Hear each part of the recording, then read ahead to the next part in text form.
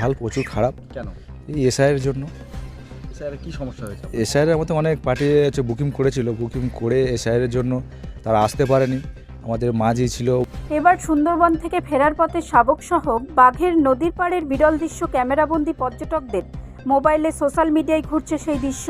উল্লেখ্য, কলকাতা থেকে একদল পর্যটক সুন্দরবন ভ্রমণে গিয়েছিলেন 7ই মার্চ। জলযানে চেপে যখন সুন্দরবন ভ্রমণ করছিলেন সেই সময় একটি বাঘ দোবাকি খাড়ি নদীর জঙ্গল সংলগ্ন তার বাচ্চা নিয়ে খাড়ি নদী সাঁতরে পার হচ্ছে দেখতে পাই।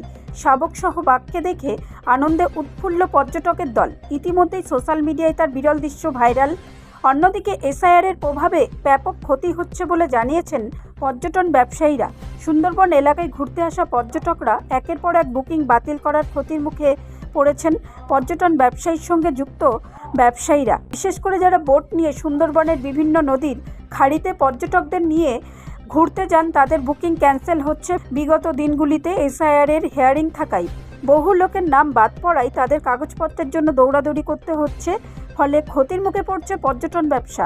বোটের মালিক শরীয়ত মণ্ডল বলেন, এই বছরে শুরুতে ব্যবসা ভালো শুরু হয়েছিল, প্রচুর বুকিং তারা পেয়েছিলেন। রাজ্যের বিভিন্ন প্রান্ত থেকে এসআইআর চালুর পর থেকেই সেই বুকিং একের পর এক বাতিল হচ্ছে।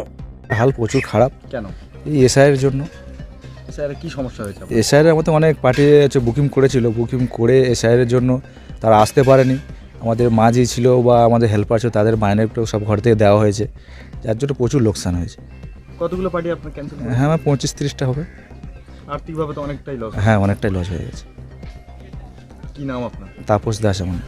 দাদা, এবছর ব্যবসার অবস্থা কি আপনাদের পর্যটক ব্যবসা? না, এই বছর ব্যবসা খুব ভালো হয়নি। কেন?